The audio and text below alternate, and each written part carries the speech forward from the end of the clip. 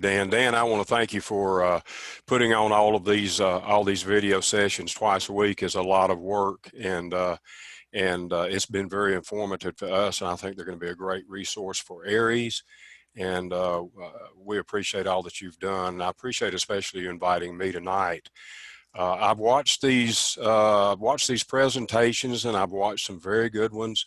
And people come on with the highly polished PowerPoint presentations, and I'm thinking, boy, I wish I had that skill. I'm envious of those folks, but I don't. And I thought rather than try to learn something and put something together that was just horrible, you would all appreciate it much more if I just talked. So this is going to be an interactive session tonight. If you run up on some questions, just raise your hand and interrupt me, and I'll be glad to answer the questions that you have. But I am Don Coltrane, KJ4UC. I live in North Georgia, just north of Atlanta. I've been a ham since 1986, and I'm an extra class ham. I'm a level 3 communicator. The Deputy Section Emergency Coordinator for the Georgia section, as well as the Assistant Section Emergency Coordinator for the Mutual Assistance team. So I have been staying busy. I've always been interested in ARES, but I've never had an opportunity until I retired about 6 years ago. And retirement is good. It's allowed me to really get involved with ARES and feel like I'm helping people. So my life is not, the rest of my life will not be a waste. I won't just veg out and watch TV. So, but ARES is important. And I've found out that the mutual assistance team concept is not implemented in every district, every section. So I'd like to start with that. ARES has been around since 1935, and I would imagine that the Mutual Assistance Team, the MAT, has been around for about as long as that. The Mutual Assistance Team is, just as the name implies, we come alongside people who are short of help, and offer our help to them, and then hope that when we need help, that they offer their help to us as well. An example would be if we have tornadoes here quite often. If a tornado came through Cherokee County, my home county, and it did a lot of damage, and the EMA director gets a hold of my emergency coordinator and says, hey, we need some help with communications. And he starts trying to call us, and one by one we say, well, he wouldn't call us, but anyway, he put us on notice, put us on standby. And one at a time we tell him, Jim, we can't, I'm busy putting a roof on my house. I'm taking care of my neighbor. And that's as it should be. We always tell people your family comes first.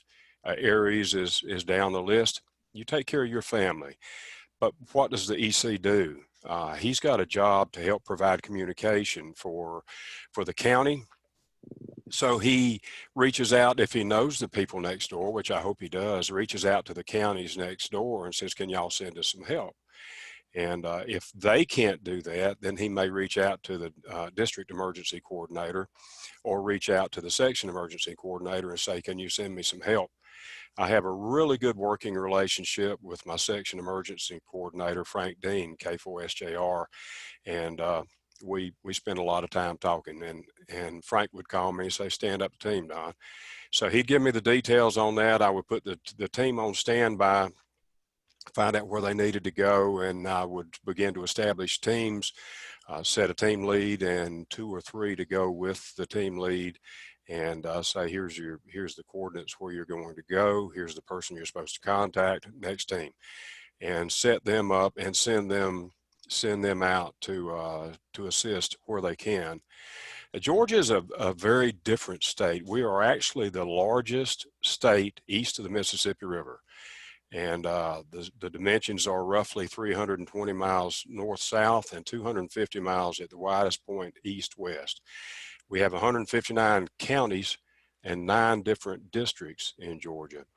And we have, I would guess, we have counties in Georgia that are larger than some of the districts up in the Northeast. And I know the guys out west, especially in Texas, are going to say, Don, we got counties bigger than your state. Okay, it's all relative. But we're a different situation here. And when we well, most of the population is in the northern third to half of the state. The southern half is very rural. There are hams there, but the Aries teams are not as well organized down south. And if, for example, they had an issue down in the southeast portion of the state, we did some years back, we had a fire in the Okefenokee Swamp, and there's no cell towers out there. There was no communications out there, and they put the MAT team on standby to go down and provide assistance to the Forestry Service who was down there fighting the fires. As it worked out, they never did call us, but they did put us on standby. But if you put the MAT in the northwestern corner of the state on standby, and then they're deployed down there to the southeastern corner of the state, it's a good 5-hour drive down there. So we have different circumstances in the state of Georgia than other states may have because of the size of the state.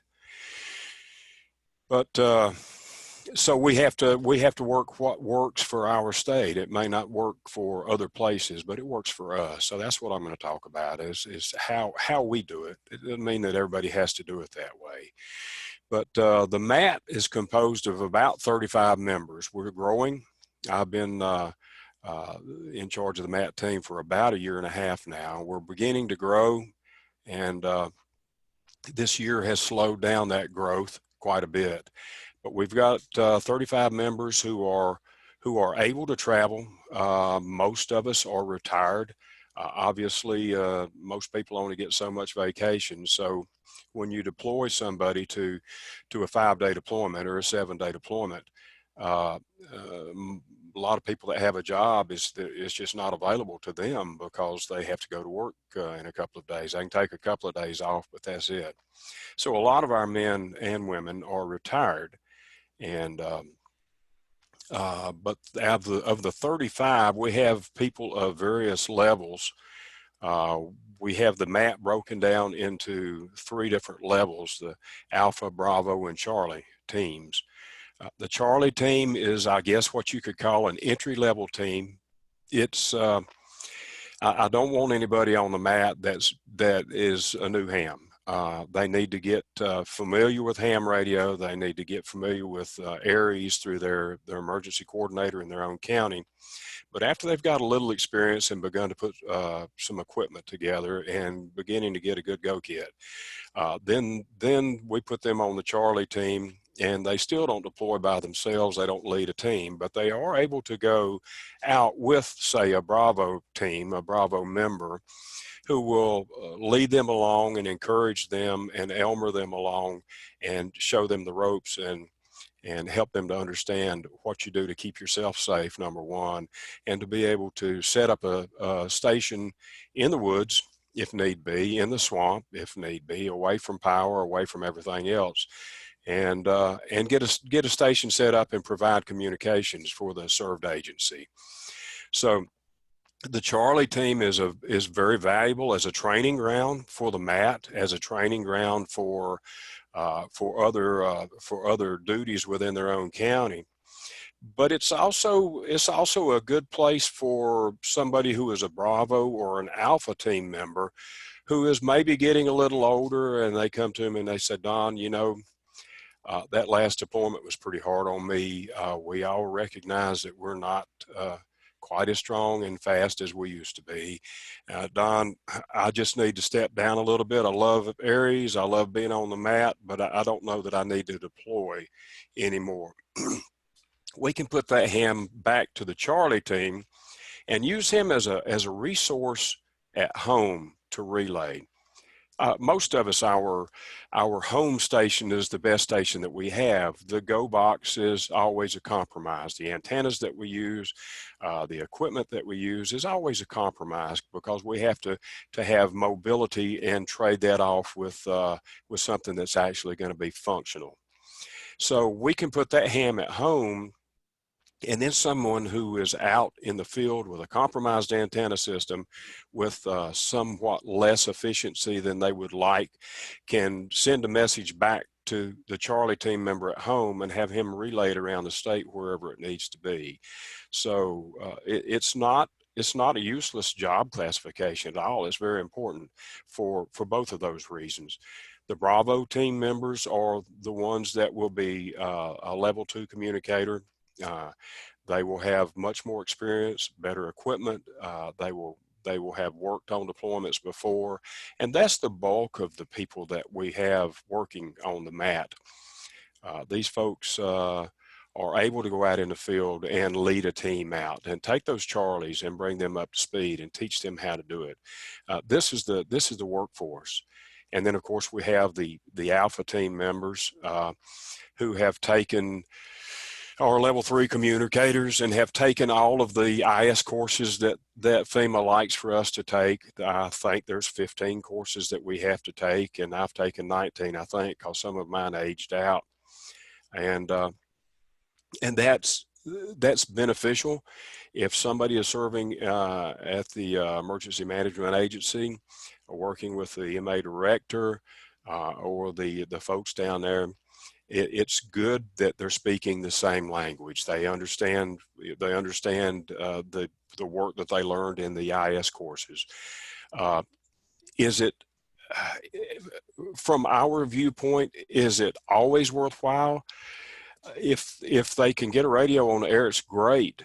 But from a practical standpoint, we would rather have someone who is able to get out and get a station in the air and fix it when it breaks and find out why it's not working correctly and get messages passed than we would somebody that had all the IS courses.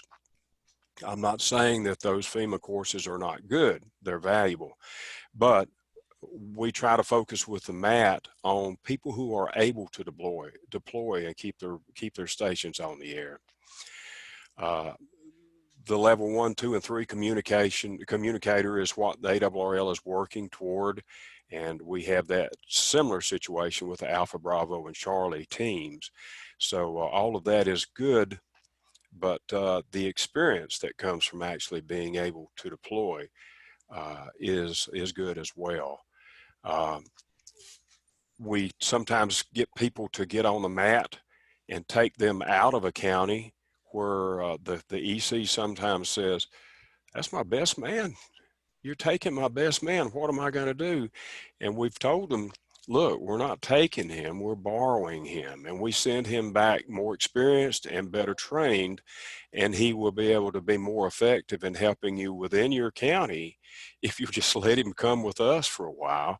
We can use him and he can use us, and we can all be better off for it." So the MAT is a great place to go out and get the experience that we can bring back to our own counties. We try to train people. This year was going to be we had planned on a really big year in Georgia for skills, teaching people skills, refreshing their skills, helping them sign their task books for a level 1, 2, and 3 communicator, and get everybody moved to a higher level of training. And these skill days we had worked up, and then in March, the COVID virus hit, and everybody's been pretty well grounded since then. The last couple of months, we have worked several races, which we love because it gives us a chance to get out in the field for a couple of days, and they are beginning to open that up. The Forestry Service is allowing these people to some of these things are 75 and 100-mile trail runs through the Appalachian Trail or the Benton McKay Trail, the Pinhoti Trail. If you can imagine running for 24 hours to cover 100 miles throughout the night, they station us about every 6 to 8 miles over the course of that trail, so that we use digital methods to transmit their inbound and outbound times back to Race Central, so that they always know where is the last point that this racer was seen, so that they know if somebody gets off the trail and gets lost or gets hurt, they're in this 6 or 7 or 8 mile segment of the trail. It gives us a lot of experience with passing digital traffic, and I love for the MAT to take a station or two on some of these races, because it's just like a skills day. Until you've been out there and tried it, you don't know what you're up against. It always works good on paper. Sometimes that does not work very well in the field. We have uh, we have been to several worthwhile deployments. Carl Martin of North Florida uh, used me down in Marianna, Florida. I've seen his name come up on the SEC list. He has used me used me one time after Hurricane Michael came through to deploy down to Marianna, Florida, and work a Red Cross shelter down there at the Marianna High School. And I was still, a couple of years ago, I was still, as far as deploying very much, I had not, and I learned an awful lot. It was a good deployment, but I learned a lot about what I thought would work that didn't, and what I carried that was unnecessary, and what I left at home that I wished I had had. So I was the only one out of Georgia, I think, that went down to help out with Hurricane Michael, but it was a learning experience for me, and I did bring some of that knowledge back for for others in my EC as well as on the MAT team. Last year, the EC of Doherty County called our section emergency coordinator and said, "Frank, I need some help. Uh, the Marine Corps logistics base down here is wanting us to perform with them and the hospitals on an exercise, and we need some help." It's a more rural county, and there's not that many hams, not that many people on the Ares team down there, and he was just short of manpower. He had good hams down there. Gene Clark, W4AYK, had good hams down there, experienced hams, but he didn't have enough of them. So Frank said, "That's not a problem. Dr. Gene, we'll get some off the MAT team and we'll go down." So there, I think we're 4 or 5 of us that went down. It was a 4-hour drive to get down there. 4 or 5 of us loaded up and went down there and started the exercise. And we went down and worked in the exercise throughout the day, and then drove back to Atlanta that night. But we were well received down there. The help that we provided was necessary for Doherty County. Doherty County made a good showing with the Marine Corps Logistics Base, and as well as with the hospitals, and all was well. We had a Department of Public Health exercise coming up this past March, February and March. We've been meeting with DPH, and they wanted traffic passed from one side of the state to the other, and the traffic would stop through the Department of Health headquarters in Atlanta, and then be transferred on from there. And we were beginning to develop a really good relationship with DPH. We'd not worked with them in many years, and Dr. Charles Braxton was the one that was our point of contact, and he said, "Look," he said, "here's the parameters of the exercise as far as we're concerned, but we want you to create an exercise that fulfills the needs that we have, but at the same time provides you with the capability of training your folks while you're doing the exercise. As long as you achieve these goals, we're good. You do it any way you want to." So he gave us free rein to design an exercise, and of course the COVID came in March, and the DPH was busier than being on an exercise. But that hopefully we will be able to recover and begin to revitalize that relationship and have another exercise with them when all of this is over. And We have access to a command center, communication center up in Pickens County, away from a lot of the RF swamp and jungle that is Atlanta. There's so much RF floating around in Atlanta that it creates so much hash on radios that it's really hard to sometimes get a signal out or to get a signal in. But we have been given access to Frank's pastor is a ham as well. And he said, we've got this building in the back that we usually use for the youth, but if you want to set up a station there, you're welcome to do that. It's on 5 or 6 acres of land, so you can imagine the antennas that we can put up with 5 or 6 acres and tall pine trees all around. And we've had access to that for several years now, and we're really fortunate that that we have access to that. When Hurricane Dorian came through Labor Day of last year, we were asked to stand up teams for at the comm center in Jasper, and if you remember, Hurricane Dorian was a very slow moving but a very powerful storm, and it came through the Caribbean. It came over around Daytona and Orange Beach and over in there, and it made a right turn and headed up the coast. Fortunately, it never got very far inland, or it would have really been a devastating hurricane. But for 4 days, we had a MAT team stood up at the comm center, and we were on duty. All 4 days. Because I have so many on the MAT, we were able to bring a team in. We used all different modes. We had 4 or 5 there every day. Some of them brought some guest that was able to operate and give us a hand there. But we had enough on the MAT team that we never had to circle back around through the pool of hams again.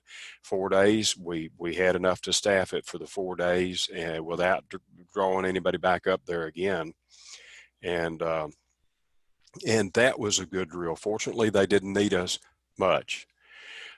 We know when we work with ARES that we know very often it's going to be a hurry up and wait type situation. You're going to go out and you're just going to be on standby, and you're really not going to do as much as you would like. You don't want people to need help, but it's kind of nice to be able to use our skills as well. But one night we got some traffic that had come out of the Bahamas, and they had some people whose lives were in danger down in the Bahamas, and they were trying to put somebody on notice and get some help down to them. I'll be honest with you, Frank was there, and Frank's been in this for many years. His dad was a Mars member, so he's very familiar with this. And I looked at Frank and I said, what do I do now, Frank? He said, take the traffic.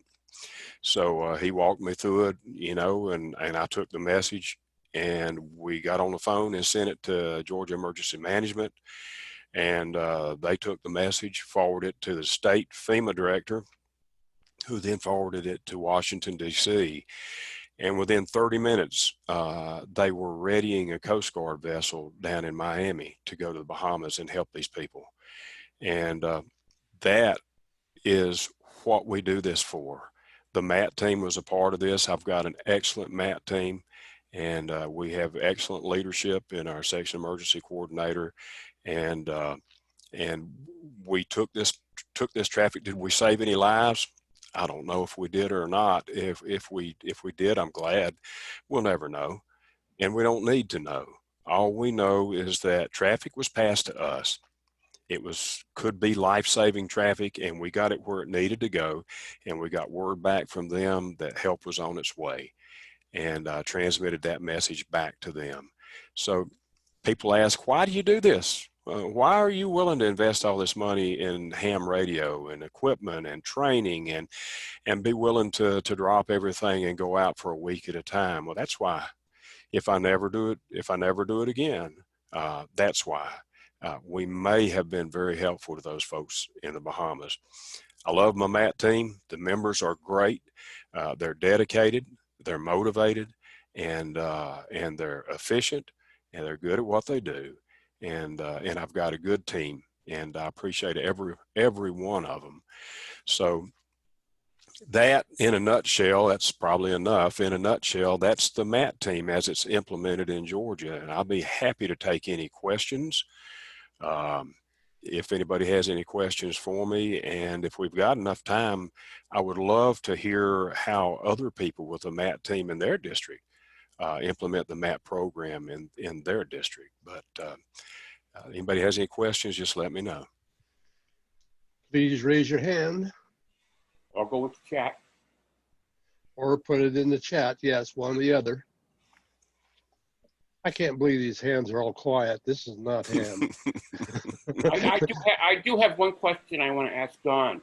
How do you do insurance?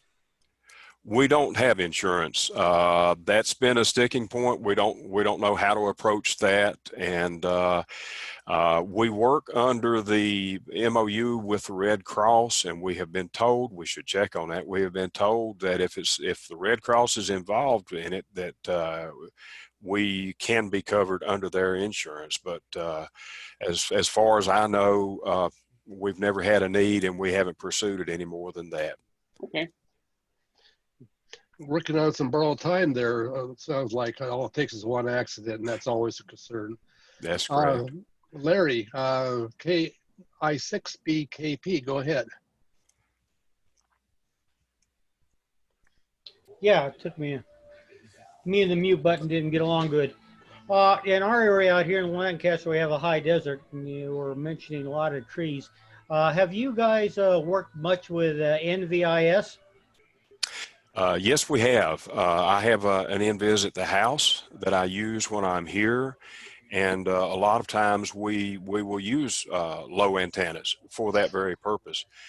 In the set last year, we had an 80-meter Yagi pointed straight up, and and we covered the entire state throughout the entire set. It usually, the band usually falls off during the daytime, as the day progresses. And we had full coverage of the state all day, and we're really proud of that. But we do implement NVIS configurations sometimes, and it's funny.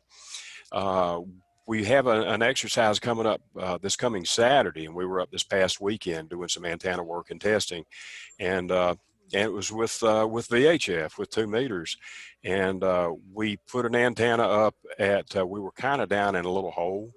And we put an VHF antenna up about 10 feet, and we could hit it, the WinLink gateways that we needed, the repeaters that we needed, and we moved it up 20 feet, and we couldn't hit it. So there's that little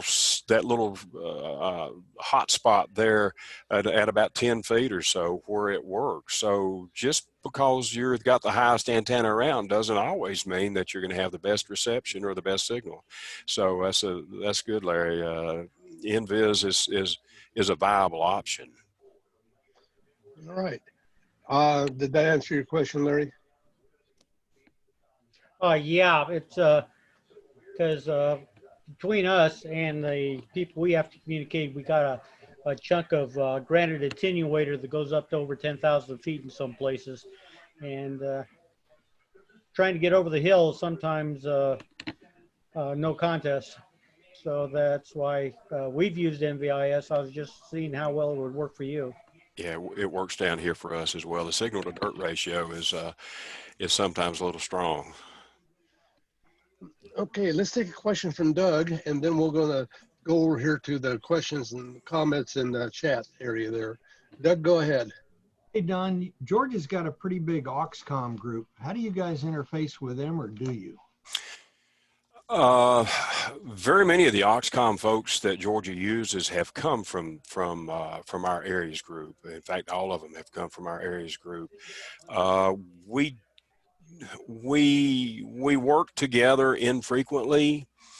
If they need help, they let us know, and we provide some communications for them. But the Oxcom group in Georgia is in the formative stages, and we've not had the opportunity to work with them that much. A lot of us on the MAT team have had the OXCOM classes, but we've not interfaced with them that much since their inception. It's just been the last year or so that they've actually developed an OXCOM team. Okay, thanks. All right, thank you, Doug.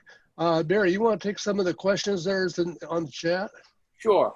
The first one is your activations to Southern Georgia, could you not reach out to Northern Florida for support? I used to be an EC in North Carolina and dispatched for Fran.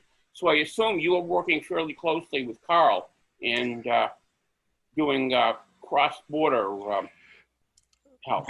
Yeah, we can do that. We've not had the need at this time, but we can do that. And I check into the North Florida ARESMAT each morning, and conditions permitting, and check in with them. So we have tried to work on a relationship with them, and I'm sure if we were to call Carl and say, just like he did with Hurricane Michael, say, Carl, we need some help, I'm sure he would send us some help. And that's the MAT team does cross state lines. It can, we can go wherever we're needed. Somebody needs help and they ask us if we've got the manpower to spare, we'll certainly send them. So absolutely, we can reach out to North Florida and use help from them, and they can reach out to us as well and use us. So yeah, it's mutual in both directions and across state lines. Okay, I think that answers that. The original ARESMAT concept had each ARES group stand up as an ARESMAT upon request. However, it could be done at the district or section level as well.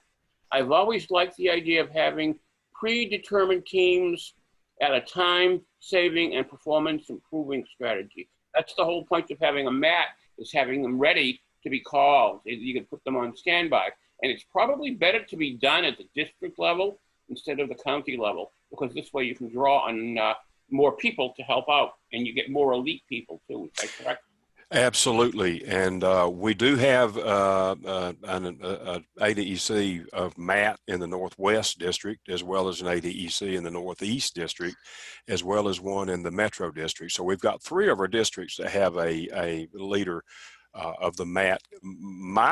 My goal long term is to manage the ADECs in charge of the MAT in each district, and that way it lightens the load on me, and I let each one of them handle their own district, training team members and recruiting team members, and that would be my ultimate goal. To not that I don't want to deploy, not that I don't want to work, but I think it would help the state more if we had, for example, a MAT in the southeastern district, and then if the Okefenokee burns, they can use one person from several of the counties on the MAT team to go over and take care of that, and we wouldn't have to drive 250 miles each way.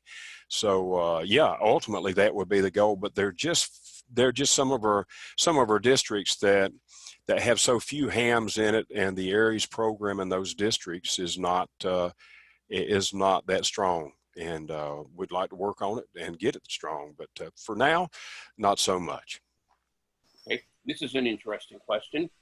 What is your budget source? A, for equipment, and B, for deployments and food? Each man's on his own. Each man or woman is on their own. They provide their own equipment. We get no assistance from anyone. We provide our own equipment. Our go kits are stocked with what we bring, and so it is a true volunteer organization. We receive no funding from anyone. If you know of a source for some, you can let me know. Yeah. Okay. What written guidance exists on policies or procedures that is available from ARRL for ARESMAT?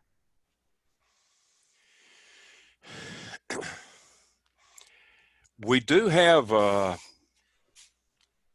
can't really answer that question. We do have some guidance, some help from ARRL on establishing the MAT and how they would like to do it, but there's very little interaction with them on that field. we don't get a lot of guidance from them. We are independent, and we just establish it as we see fit. Try to do things the way they have said that any ARES group should do, but not anything in specifically.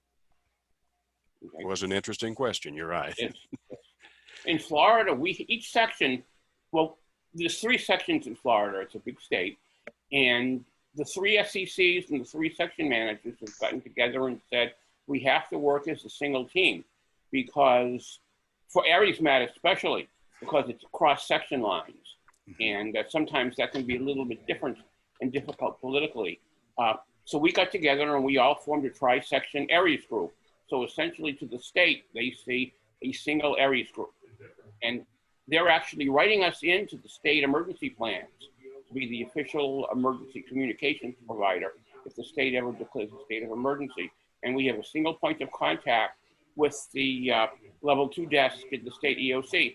So if they need someone, they can go out to one person and say, hey, we need 15 operators. And then the liaison goes out to his other 2 counterparts and says, hey, we need to get some help. And each of the sections has an ARESMAT team. For example, when we had Matthew, we needed help because the governor had caused everybody to leave because he said if you don't evacuate, you'll die. So all our hams left. So we couldn't staff anything. So we had to reach out to the West Coast, to the West Central section and say, hey, could you send us some help? And they were getting ready to send out 2 teams of hams before the storm changed course and started to head towards them. So they had to withdraw their help, and because they were going to get hit after we were getting hit. Yeah. So we kind of locked out on that one. It's interesting when you go across state lines, because the state of Florida doesn't want to have people come across state lines to give help. But for the ham radio operators, they're giving a waiver in this saying, yes, you need to get hams across the state lines. Please just let us know how many, and everything is going to be taken care of. So the thing does work if you need it. And it's good to know because, like you said, if it's a real emergency and your area gets hit, your hams aren't going to be available. Exactly. You're going to need to be able to get assistance from outside the state. That's how the Red Cross also operates. They don't expect the local Red Cross volunteers to help out if there's a storm that hits the local area. They import people from out of the state. So it does work. And anyone that doesn't have an ARESMAT team should be encouraged. Try to form it. Reach out to Don, reach out to me, or reach out to your section managers or your section emergency coordinators and see if they're willing to start it. Because I know in California, they have a very extensive ARESMAT group or groups because they work with CAL FIRE for all of their major fires out there, and they send out communications teams to help out the firemen at the base camp. Absolutely, and Georgia is such a large state that we have just bandied about the idea of doing like Florida did and breaking it down into different sections. 300 miles is a large section, and perhaps we would be better served as time goes on to break it up. But for now, we've got one section, so we've got the entire state to play in without really crossing any political ARES type political boundaries. But yeah, they have broken a lot of different states up in that way. So perhaps that's the thing for us to do. But I'm easy to find. My call sign at ARRL.net, KJ4UC at ARRL.net, and just send me an email, and I'll be glad to help anybody that's wanting to start a MAT or wanting more information. Just let me know, and I'll be glad to do what I can to help anybody. Okay. And I know I've got a question about what's the ARRL headquarters doing. They're working on getting more ARESMAT teams going in the different areas. I know within our division, there's been a thought of starting a division MAT. Right. So they'll have a really super high-end group of people that are really efficient and well-trained and well-equipped, and they'll be able to go anywhere in the ARRL divisions. With the new emergency coordinator, or the emergency manager at headquarters, he's looking into expanding ARESMAT into different areas. So yes, it's going to be growing in the future, and that's why we're here, and we're here to answer questions. Absolutely, absolutely, and I'm looking forward to the new man coming online at headquarters and being able to bring the entire country, the entire ARESMAT throughout the country up to a higher standard. So get more help from them, and I'm looking forward to working with him. There's a question about what equipment do you use for HF, VHF, digital, and mobile and modes? We use all modes. We use HF, VHF, and UHF. I personally have a IC 7100, which is HF through UHF. I have an ID 5100, which is VHF, UHF. The 7100 is a great radio. It's priced right. Nobody wants to lose one, but it's priced right. I think you can get them for about $800. So it's priced right for deployment. It's got software, a software modem, software sound card. I don't have to have a signal link. I don't have to have a TNC or anything to do Vera, to do WinLink, to do FL Digi or anything. It's just got a USB cable that runs to my laptop. So each of the team members has different types of equipment. Some prefer Yaesu, some prefer Kenwood. But this setup has worked well for me. In fact, I got the 7100 originally because I said, well, it'll cover all my bands. And VHF, UHF, and HF, and I thought that'll be good. That's the only radio I need. And then when I deployed to Mariana, I realized, as I said, experience is a good teacher. I realized, oh no, I'm working HF, I'm working VHF, and I'm working UHF as well. So, you know, because I was working between Tallahassee at the EOC there and the county EOC in Jackson County. As well as working into the linked repeater system throughout the state. And I said, what am I going to do now? One radio is not going to do this. So that's why I got the 5100, because I've got two bands. It's a dual band. But what I did do, hams, you know, we have to be versatile. We have to be flexible. What I've got's not working. How am I going to handle this? So I did happen to have two HTs with me. So I set one on one frequency, the other one on the other frequency. And if somebody called me, then I monitored the HF frequency on the 7100. If somebody called me on one of the VHF, UHF bands, I would switch the 7100 over to VHF or UHF and handle that traffic, and then go back to monitoring HF on the 7100. And because the HTs were not strong enough to be able to get to these stations on VH and UHF, but I could hear them. So I worked through that, but when I came home, I got an ID 5100 to handle that overload with the other two bands as well. So you live and learn, and you grow. And you go on deployment and you come back and you say, I need something else, which is usually the case. But that's one of the things about being on the mat, that you're always deploying, you're always trying different things, you're getting ideas from other members, and growing, constantly growing and evolving. Okay. She wants to know if your ARES group is separate or combined with RACES, and does it work with RACES in MAT circumstances? And how does AUXCOM fit into the equation? Yeah, we are RACES as well in Cherokee County, in my home county. And the reason that they have gone in that direction, the RACES we're not going to use unless there's an emergency and the government calls for it.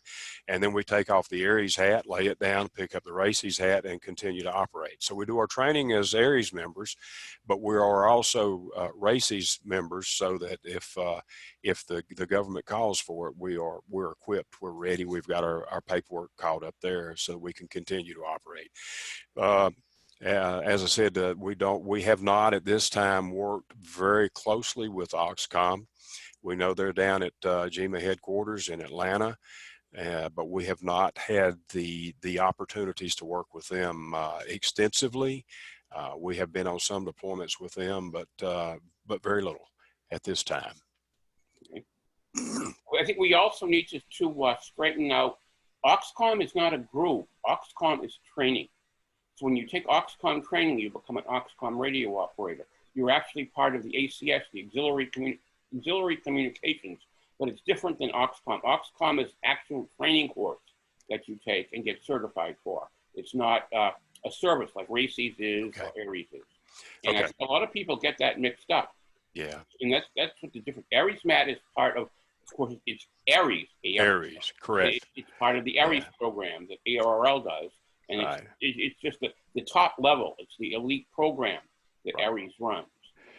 We do have a lot of our members have had the Oxcom training, but as far as working with the Oxcom group at GEMA, yeah, they call it OXC, I think, in Georgia, but it's the same group.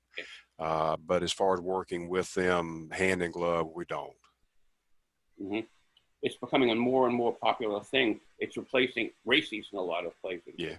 And, you know, most of the time it's the same people. Like you just said, you just wear 2 hats or 3 hats, and depending on the circumstance, you put on the right hat. And we all have to learn. We're all ham radio people, and we all have to work together for emergency communications. And it's useless to be separate. We're all part of the same group. Exactly. The goal is to provide communications, and if I have to reach across the aisle to do that, then we're going to provide communications. That's just all there is to it. So, absolutely right. Dan, there's a question. There's a hand. Yes, there is. Doug. Yeah, I'm back again.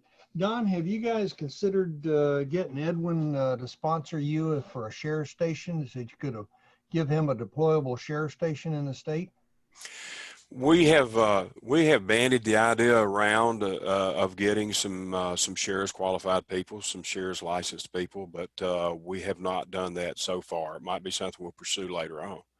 Well, and just if just so everybody knows, you don't license people for shares. You actually have to have an emergency management group at the county or higher level that sponsors the station. So, you know, if the Georgia was willing to do that, that might give you a foot in the door to get some sponsorship out of the state. Absolutely. Something to consider. I'll make a note of that. Thank you. Yeah. Call me if you need more. Okay. Thanks, Doug. Appreciate it. Okay. How are we doing, Barry? Any more questions? We've gotten all the questions in the chat so far, I think.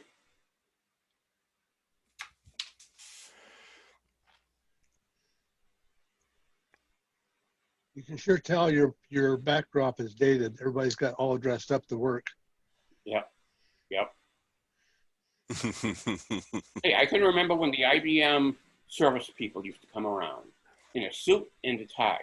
Yep, dressed and for success. And they would be the ones that were repairing the computers, and they wouldn't take off their tie until they got into the computer and got ready to start to disassemble things. Then they would roll up their tie and put it inside their shirt so they wouldn't get caught by any of the mechanisms. A different era. We have lost a lot, I'm afraid. Yep. And same thing with the deck people and all of the big iron engineers that used to come around. They used to always be well dressed. Yeah. Dress for success was the game. Yep. Okay, we got a hand up. Larry, go ahead.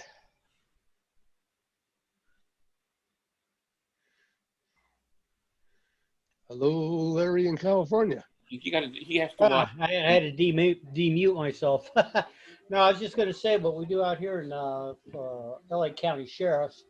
They have their own separate group called DEC. It's Disaster Emergency Communications, and they're dedicated to this. Each station has a small separate group.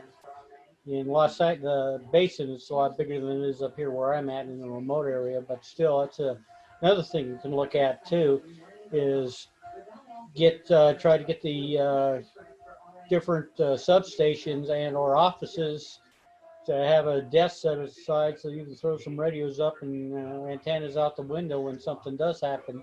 And these guys would be dedicated. They would know all the jargon for the sheriff and the other emergency operators.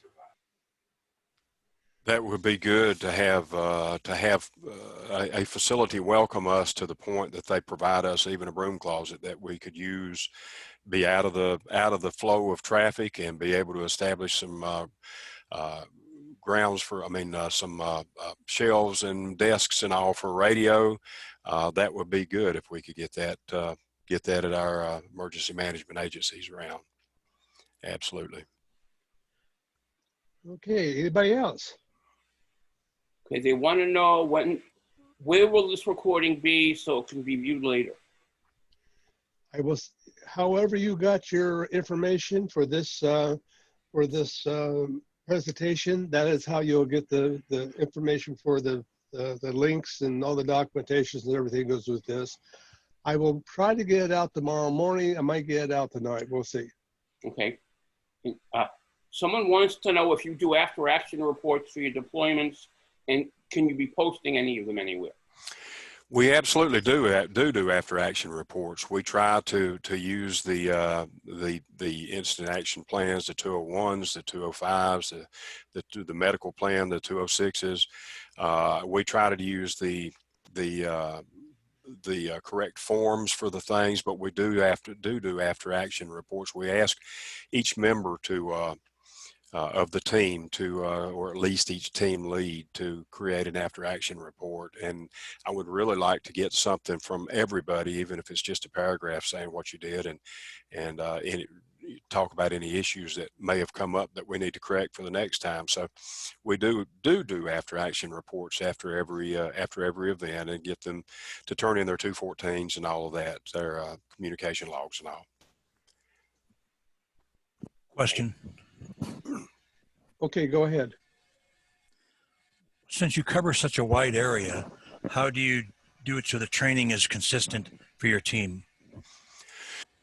For now, most of the team members are in the Northeast and Northwest, and so we're in the top third of the state. So we do get together from time to time and train together, but that's usually when we do an exercise.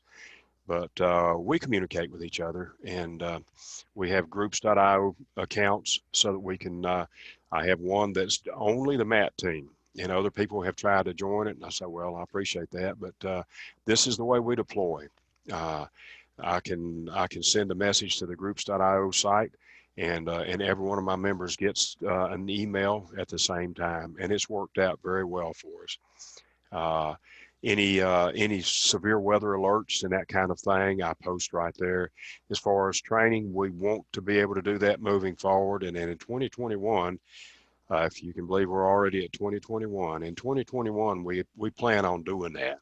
So we're going to be moving down south and setting up some skills days in various counties, various districts, and through that we hope to begin to recruit some folks for a local MAT team, a district MAT team in that area. So yeah, so we try to stay consistent with our training, but the ADECs for the MAT in each district is really responsible for training his own men.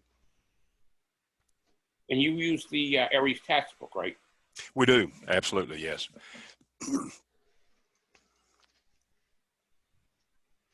As I said, the ARES task book is good. We wish it was more practically focused because it's got very little requirement in that for actually being able to put a station on the air and repair anything that needs to be, if say an end comes off of a PL 259. But we can do that if they are level 1, 2, or 3 communicator qualified. That task book is signed off. We know where they stand on that, and then we can help them with the practical things. Each team can do that. So absolutely, we do use that though. And that's what in Florida we modified the ARES task book, and we added in all of the practical things. Yeah. Like solder in a PL 259, raise an antenna, operate a radio, and those are practical skills they had to demonstrate to be signed up on. And I think it's very important to be able to have practical skills as well as absolutely. Just take courses. Yeah. Absolutely, Barry. That is correct. We do not want to send people out in the field and have them call us and say, well, what do I do now? You know, I can't get on the air. That's a pretty embarrassing. Yep. That's a pretty embarrassing thing for the SEAL team. Mm-hmm. Anyone else with a question? Comments, answers? Well, this has been a pretty good presentation. Well, thank you, Dan. I appreciate it. Appreciate you inviting me. It's been good. And as I said, if I can help anybody at all, just let me know. KJ4UC at ARRL.net, and I'll be glad to do what I can. Every section, every district, almost every county should have an ARESMAT team. It's the elite teams of ARES. It's the best trained, the best qualified people. And there's a real need for it. And you can see that in all of the disasters that are happening. Even people that have passports to be able to go to Bermuda or to the Bahamas or to Nicaragua if there's a need for or to Puerto Rico for emergency communications, Virgin Islands. If we have pre-positioned, pre-ready teams, we can be ready and we can have the people that can go real quickly and to be able to save lives, because the first couple of days of a disaster, when these teams are going to be needed, is when you're going to be actually participating in something that will actually save life and property. So it's Absolutely. a really important skill and an important thing for all of us to be able to do. And if it's a wide enough emergency, I mean, God forbid the earthquake ever hits up in the northwest part of the country, we're going to be sending ARES people from all over the country to go up there to help out. And it's better that they're trained and better to be qualified beforehand to be able to do that. Absolutely. It will be all hands on deck at that time. Yep. Yep. And hopefully we won't get hit by a bad hurricane down here. Yeah. Well, Hopefully we all work together. Yep. David, you got your hand up. Greetings. I'm calling in from New Hampshire. But as I said in one of my comments, I have been in North Carolina and active as EC there. Comments on extending mutual aid to at times when I couldn't get enough ham operators, I reached out to React, and even sometimes just handed somebody an FRS radio and said, here, call me if you need something. So another tool in the toolbox. yeah, I mean, and sometimes you got to be inventive. Like I'm about to try to fix my HF antenna with a drone. So my string coming down got caught in some branches. So I'm going to try to see if I can lasso it with the drone. Yeah. The fish line. Well, we have to be flexible. Yeah, and inventive. So yes. Love your team idea. I think Boston had something or other called the Red Team for a while. I don't know if it's still active or not. But again, this sort of ready team. Is there any kind of plan to take the ready team idea and spread it into sort of a database where if I need to find a ready team in this area, I can just go on to, say, the league again, and be able to pull up, okay, there's this ready team and this ready team in this particular area or something. I bet HQ in Newington has all that information. I would hope they do. And I would bet that a phone call up there would get you some names of some folks that you could call on that would put you in touch with the MAT team. I would hope so. Okay. I also did send you an email with an idea for your ready team for you to check out. Good deal. Thank you, David. I do appreciate it. Take care now. Thank you, my friend. You too. He brings up an interesting point. Does your team use amateur television at all, either slow scan or fast scan? We have not. We've talked about it, but we have not done that. I know that some of the new ICOMs are able to do some of that. We heard one of the hams around here talking about, he got a 705 and he said it was good for sending pictures while you're talking. You can do stuff like that, send data over D-Star as well. We do use D-Star down here, and you can send data and voice at the same time on D-Star, I think. So absolutely, it might be something that we would need moving forward to consider. Because I see it in California, one of their groups had an amateur television monitor on one of their repeaters that's remotely up a hill somewhere, nowhere's around where there are people. And while they were watching it, they saw smoke, and they were able to call Cal Fire, and they stopped the big fire from actually happening because they have the amateur television. And I know a lot of the emergency management agencies would love to be able to see drones go up with amateur, either fast scan or slow scan television cameras, and be able to see a disaster area. So that's something we could all consider. Well, we do have, we do live in a mountainous region, and one of our better repeaters is at 3,300 feet.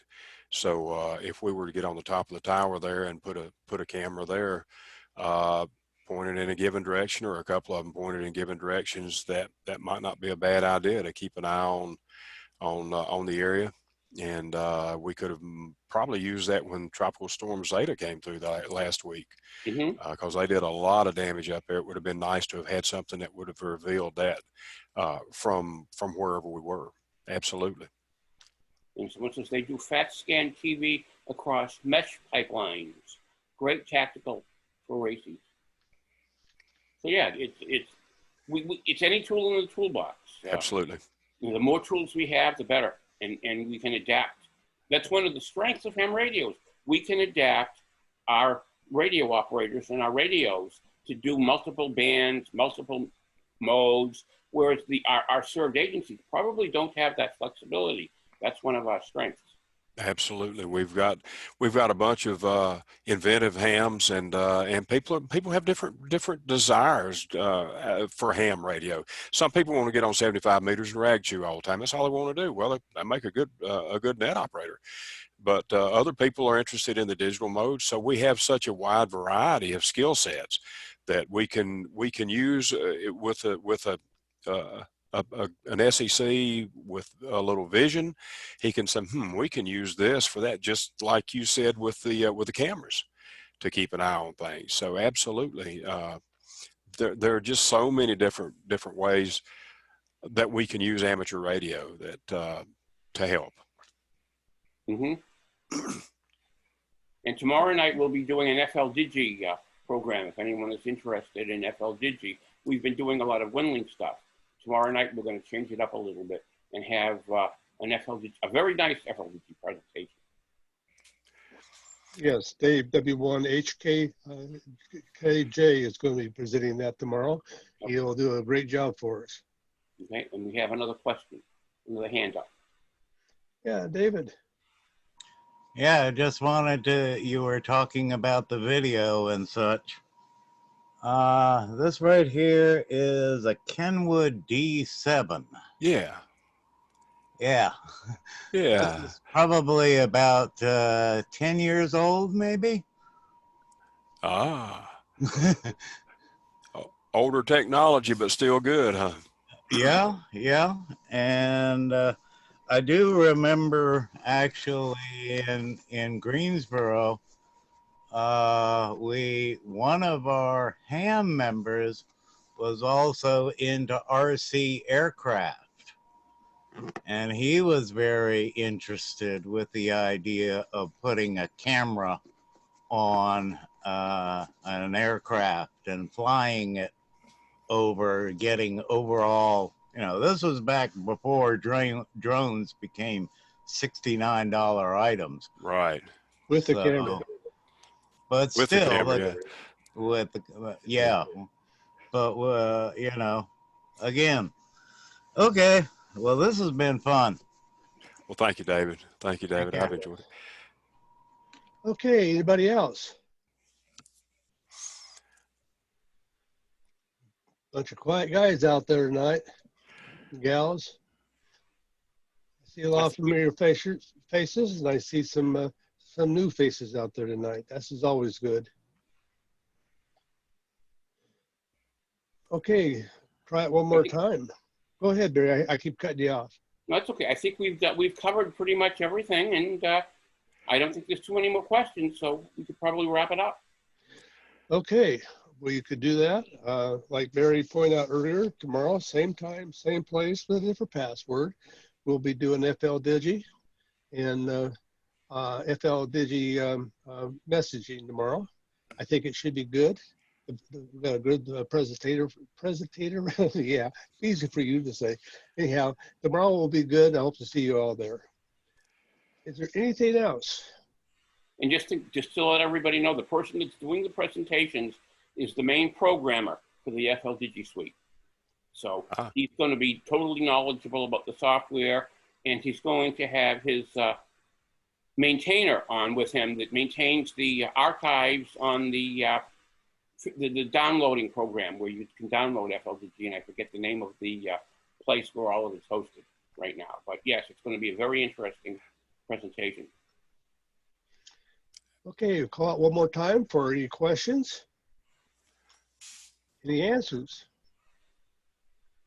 Any comments? All right, I think we're dried out here. Thank you, Don. Thank you, Don.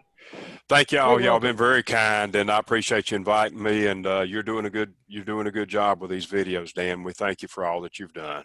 We're going to have you back on when we have a few more people to help out. Sounds good. Yeah, Just let me know. Presentation. Good deal. Thank you, everybody. thank you. All right, Okay, good night. I'm going to pull the plug. 73s, everyone. Hope to see you You all tomorrow night. tomorrow night, 7-3.